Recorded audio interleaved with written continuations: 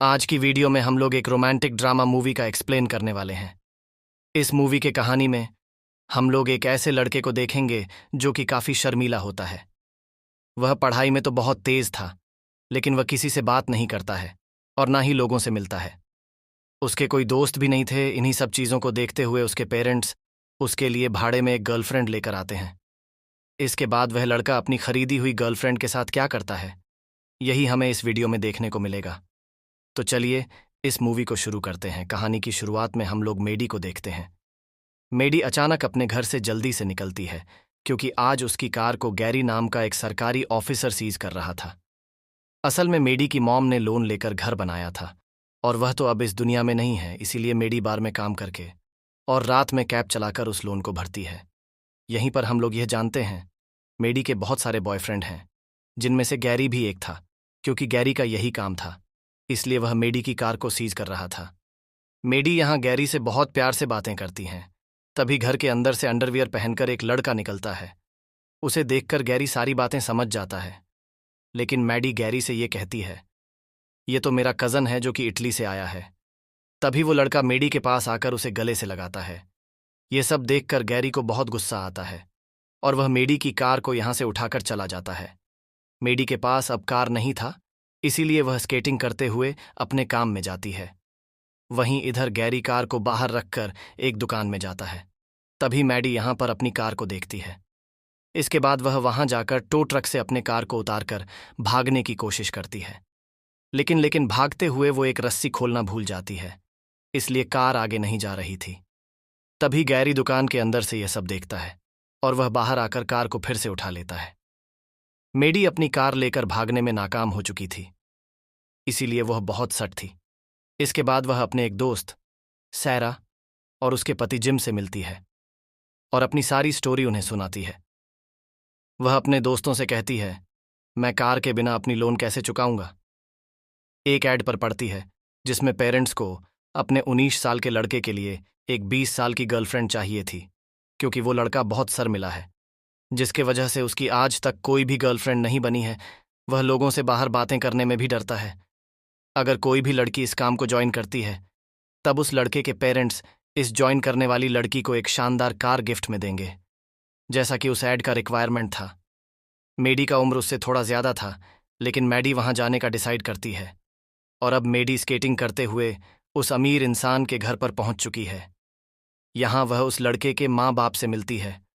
उसके माँ बाप मेडी को बताते हैं, हमारा बेटा पढ़ने में बहुत तेज है, लेकिन एक दिक्कत है कि वह घर से कहीं नहीं निकलता है और जब भी वह स्कूल जाता है वहां वह किसी से भी बातें नहीं करता है, ना ही कभी पार्टी में जाता है और ना लड़कियों से बातें करता है।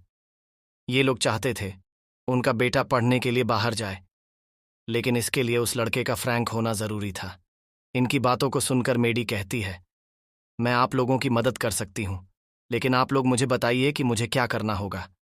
पेरेंट्स कहते हैं, तुम्हें उसके साथ रहकर टाइम स्पेंड करना होगा और उसके अंदर लड़कियों से बातें करने का जो डर है उसे बाहर निकालना है। जैसे ही हमें लगेगा कि हमारा बेटा ठीक हो चुका है, हम तुम्हें एक शानदार कार गिफ्ट में देंगे, लेकिन हमारे बेटे को पता नहीं चलना चाहिए कि हम लोगों ने तुम्हें जॉब पर रखा है। अभी वह घर पर नहीं है, लेकिन तुम उसके पास जाकर दोस्ती कर लेना और उससे बातें करने की कोशिश करना।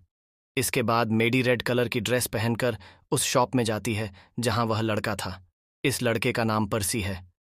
वो यहाँ पर पर्सी को इम्प्रेस करने की कोशिश करती है, लेकिन पर्सी उसकी बातों में नहीं आता है। उल्टा वह तो मेडी से घबराने लगता है। तब मेडी कहती है, क्यों ना आज मैं तुम्हें तुम्हारे घर पर ड्रॉप कर दूं, लेकिन पेरस उसके साथ जा नहीं चाहता है।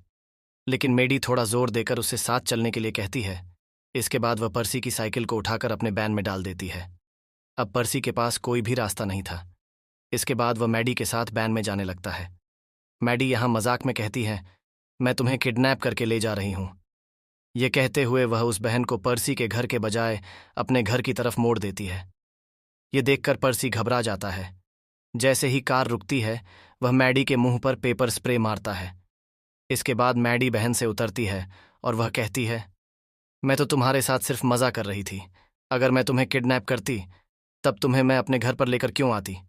पर्सी अपने मिस्टेक को सुधारने के लिए गार्डन से एक पाइप लेकर आता है और वह मेडी के ऊपर पानी डालकर उसे पूरा नहला देता है।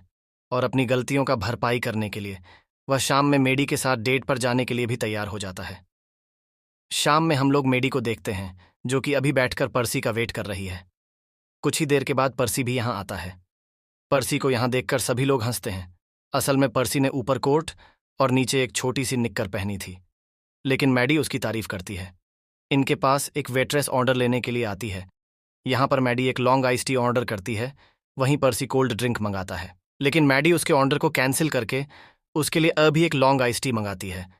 इसके बाद ये दोनों आइस टी पीते हुए बातें करते हैं। लेकिन तभी मेडी का एक एक्स बॉयफ्रेंड यहाँ आता है और वही यहाँ अपने एंगेजमेंट का रिंग दिखाकर पर्सी के सामने उन दोनों के रिलेशनशिप के बारे में बताता है। वो पर्सी के सामने यह भी कहता है कैसे मैडी ने उसे छोड़ दिया था। कुछ देर के बाद यह लोग यहाँ से निकलकर एक बीच में जाते हैं। रात के 8 बजे के बाद यहाँ पर आना मना था और पर्सी को तैरना भी नहीं आता था। मेडी यहाँ पर्सी के कपड़े उतारने की कोशिश करती है, लेकिन जब वह अपने कपड़े नहीं उतारता है तब मेडी खुद अपने कपड़े उतारकर पानी में तैरने के लिए जाती है। मेडी को पानी के अंदर देखकर पर्सी भी अपने कपड़े उतारने लगता है। यह लोग जैसे ही पानी में आते हैं तभी वहां पर कुछ लोग आ जाते हैं और इन दोनों के कपड़ों को लेकर यहां से जाने लगते हैं। यह देखकर मैडी को बहुत गुस्सा आता है और वह बिना कपड़ों के ही बाहर आकर इन लोगों को मार मार कर यहां से भगाती। वह फिर से पानी में आती है और वह पर्सी के साथ इंटीमेट होने की कोशिश करती है, लेकिन पर्सी कहता है मुझे थोड़ा अजीब लग रहा है और मैं यह सब नहीं कर सकता हूं, क्योंकि मैं अभी अभी तुमसे मिला हूं और मैं तुम्हें अभी अच्छे से जानता भी नहीं हूं। पर्सी के ऐसे मना करने पर मेडी बहुत गुस्सा होती है। इसके बाद वह गुस्से में कार में आकर यहां से जाने लगती है। तभी यहां पर पर्सी भी आ जाता है, लेकिन वह पर्सी को कार में आने नहीं देती है। वह पर्सी के सारे कपड़े कार से बाहर फेंक देती है, लेकिन वह उसका फ़ोन नहीं देती है। इसके बाद पर्सी बिना कपड़ों के ही कार में लटक जाता है। मैं मेडी को बहुत गुस्सा आया था, इसलिए वह ऐसे ही हालत में कार चलाने लगती है। यह देखकर पुलिस भी इन दोनों के पीछे पड़ जाती है। पुलिस से बचने के लिए मेडी बहुत तेज़ कार चलाती है और वह स्पीड में एक ट्रेन के आगे से निकलती है। इसके बाद हम लोग इन दोनों को मेडी के घर पर देखते हैं। यहाँ मेडी गाना प्ले करके पर्सी को सेड्यूस करती है, लेकिन पर्सी को समझ में नहीं आ रहा था कि ये सब क्या हो रहा है। तभी अचानक पर्सी को इचिंग होने लगती है। मेडी देखती है उसे रेसेस हो चुके हैं। इसके बाद मेडी पर्सी को दवाई लगाने लगती है। ये दोनों यहाँ पर बातें करते हैं। यहाँ पर्सी मेडी को सॉरी बोलता है। वह कहता है आज मेरे रेसेस के वजह से हमारे बीच कुछ भी नहीं हो पाया, लेकिन कल ज़रूर हम लोग यह सब करेंगे। इसके बाद नेक्स्ट डे ये लोग मिलते हैं और अलग अलग जगहों पर जाकर खूब मस्ती करते हैं। ये लोग एक साथ बहुत खुश थे। पर्सी अब मेडी के साथ फ्रैंक हो रहा था। बातों ही बातों में मेडी उसे अपने परिवार के बारे में बताती है। वो बताती है कैसे उसके फादर ने उसे एक्सेप्ट नहीं किया। यहाँ पर ये लोग बातें करते हुए किस करते हैं। यहीं पर इन लोगों को पर्सी का एक दोस्त मिलता है जिसका नाम जॉडी था। ये तीनों काफ़ी बातें करते हैं। जब पर्सी अभी दूर था तब जॉडी मेडी के पास आकर उससे ये पूछता है तुम इसके साथ क्या कर रही हो। वह कहता है क्या तुम्हें बच्चे पसंद हैं। माना कि उसके माँ बाप के पास बहुत सारे पैसे हैं, लेकिन पर्सी अभी एक सीधा साधा लड़का है और मैं तुम्हारी तरह की लड़कियों को बहुत अच्छे से जानता हूँ। अगर तुम्हारी वजह से पर्सी को कुछ भी हुआ तब मैं तुम्हें नहीं छोड़ूंगा। अगले सीन में हम लोग इन दोनों को देखते हैं। ये लोग आज डिनर के लिए जा रहे हैं। यहाँ मैडी के कहने पर पर्सी सभी के सामने पियानो प्ले करके गाना गाता है। पर्सी के गाने को सुनकर सभी लोग इम्प्रेस होते हैं। अब सारे लोग उसके लिए तालियां बजा रहे थे। जब ये लोग बैठे हुए थे तभी यहाँ पर पर्सी की एक फ्रेंड आती है जिसका नाम नेटली था। वह पर्सी को एक पार्टी में इनवाइट करती है। वह कहती है मैं भी यूनिवर्सिटी जाने वाली हूँ, वहाँ हम दोनों एक साथ जाएंगे। इसके बाद वह यहाँ से जाती है। उसके जाने के बाद पर्सी मेडी को बताता है नेटली बहुत अच्छी लड़की है और हम दोनों एक साथ यूनिवर्सिटी जाएंगे। मैं अपना ड्राइविंग लाइसेंस भी बनवा रहा हूँ ताकि वीकेंड में मैं खुद कार ड्राइव करके तुमसे मिलने आ सकूँ।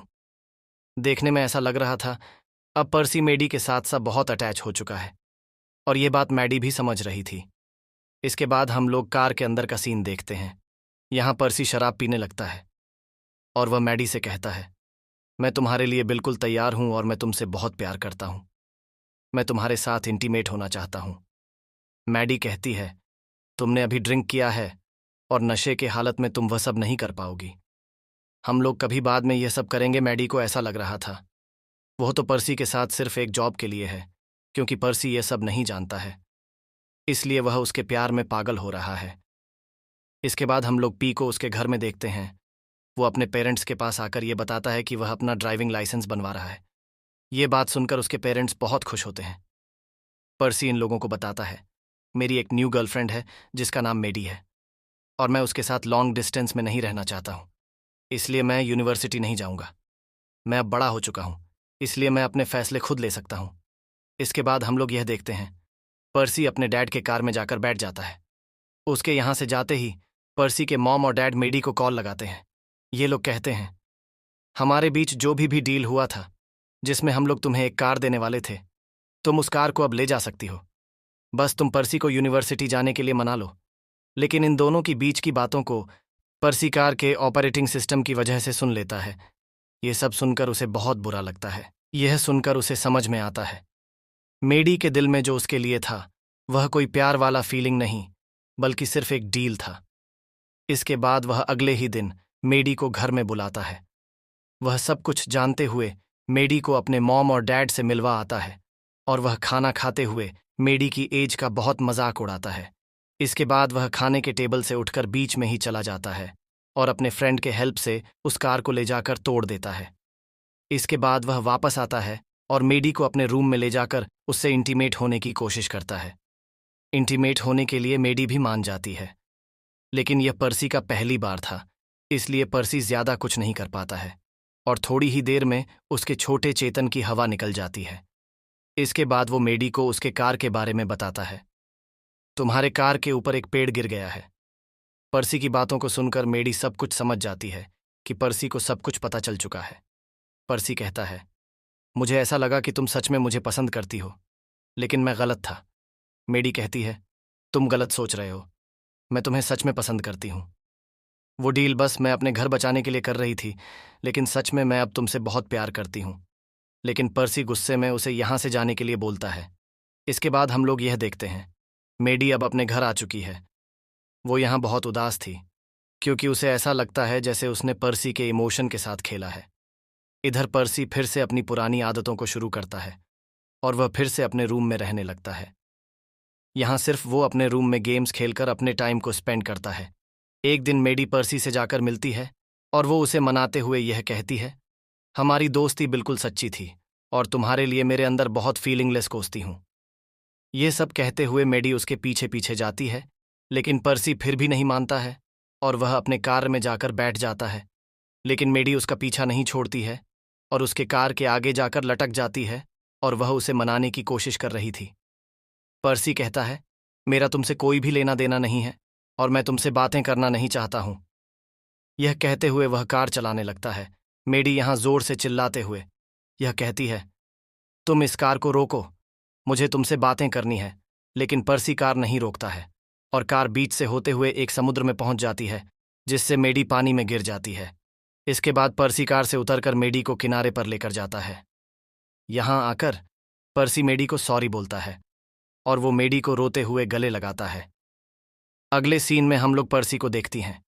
वो यूनिवर्सिटी जाने के लिए तैयार हो चुका है, और वह अपने पेरेंट्स को बाय कहकर घर से निकलता है। बाहर आकर देखता है मेडी कार लेकर खड़ी है। वह पर्सी से पूछती है, क्या किसी को कैब चाहिए? पर्सी मेडी को देखकर बहुत खुश होता है। इन दोनों की खुशी के साथ यह मूवी यहीं पर ख़त्म हो जाती है, और ऐसे ही मूवीज़ के लिए आप हमें सब्सक्राइब करें।